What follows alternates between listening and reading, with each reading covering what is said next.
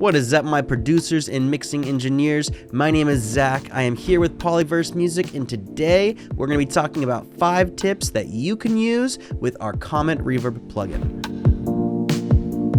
Comet is an algorithmic reverb plugin that can create ethereal, otherworldly-like sounds while utilizing very little CPU. Stick around to the end of this video, and I'm going to be giving away a free download to a plugin that you're definitely going to want. So our Comet plugin has saturation built in on the back end. You can either increase the input volume of whatever sound you're feeding into the reverb, and the more you increase it, the more saturation that will be added, and if you decrease it, the less saturation that will be added. Let me demonstrate. So I'm going to increase this input right here, this input knob, which is the input sound coming into Comet. So I'm going to increase it 12 dB so you can really hear what's going on, and that is the max you can increase it. You also decrease that output so we're not getting an actual gain on the volume itself, or we're not clipping. So I'm going to come over here to the output and bring it down negative 12 dB. So let's go ahead and give this a listen.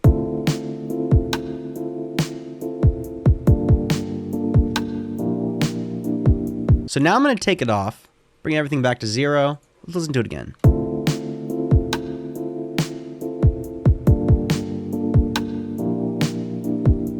If we were to do the opposite, and let's say move the input negative 12, while increasing the output, the gain that we have reduced from the input, we are going to get a much cleaner type of sound.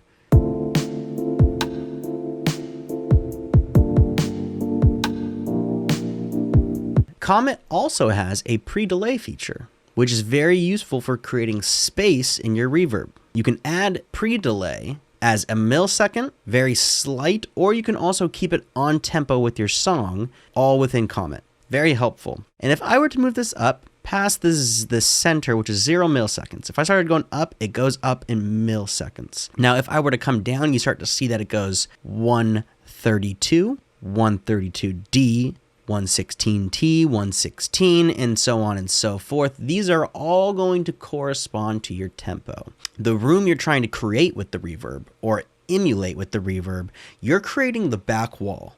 So a 1/8 pre-delay with your tempo is going to be a very far away back wall, because that's the time it's going to take for the bounce of the reverb to hit your ears.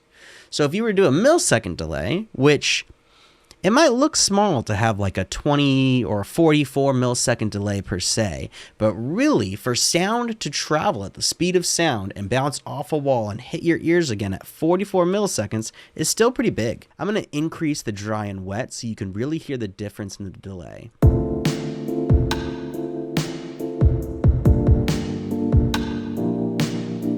So that's with no delay. That's 0 delay. Let's bump up this milliseconds of this pre-delay to 100. That means that there's going to be 100 milliseconds now that go by before the wet signal even comes in. And that's going to create some space. Let's listen to it.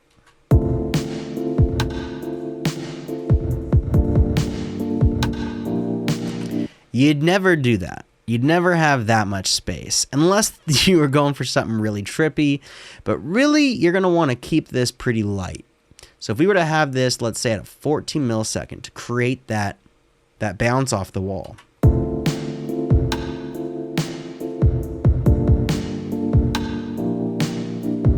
Now let's go down to the 132, but I'm actually going to bring it to the 116. And that's going to be on a 1/16th beat perfectly with our 140 BPM tempo. So it still sounds pretty glitchy because it's still a very big space. So let's bring this down to a 132. Let's stay with 132. All right, so let's talk about this diffuse knob to the right of the pre-delay knob and what we're going to use that for. So when you increase this diffuse knob upward, you are actually increasing the speed of the reflections of the reverb. And this is going to make them quicker, which is actually going to make a more dense and lush type of sound. But if you have the diffuse knob all the way up, you're going to also have to de-dampen the sound. Now, depending on where you have your diffuse knob, because if you have it all the way up here to 100 or somewhere on this high end, you're going to get a lot more low end and need to compensate with this low damp. Whereas if you have it all the way down here, you're going to get a lot more of these reflections that are spread out, creating this airy and spicy type of sound, which can be really pleasant in certain sounds, especially with the snare that you'll hear. And we'll need a high damp in that. Low damp is going to be dampening the low end, while the high damp is going to be dampening the high end.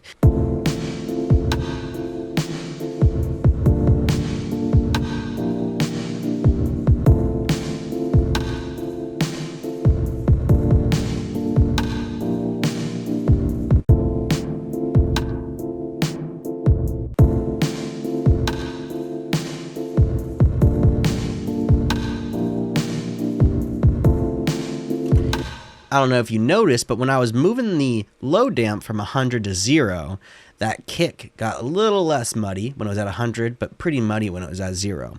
So that low damp helps out quite a bit from keeping the low end of that kick really overpowering the reverb. The Detune knob is going to take the wet signal that we have of the reverb and separate it into different pitches using an algorithm so that the sound is wider. And so when you do that with your reverb, you're actually even increasing the stereo field of your reverb itself. And Comet implements that into the plugin. Very useful. See if you can hear the width of the drums.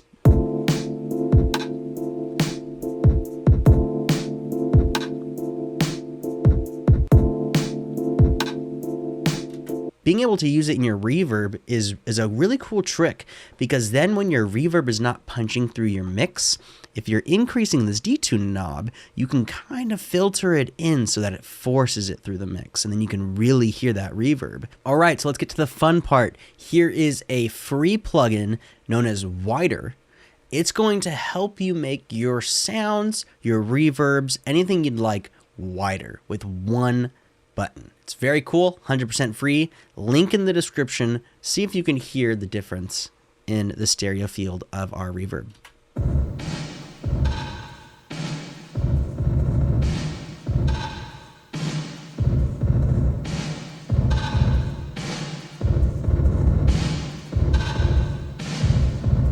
So I kind of like it around 70. But I don't know if you noticed when I got pretty extreme out to the 200, you could really hear it much more further out in our space. See if you can hear, when I turn it off, the difference, and you're listening for the stereo field of the reverb.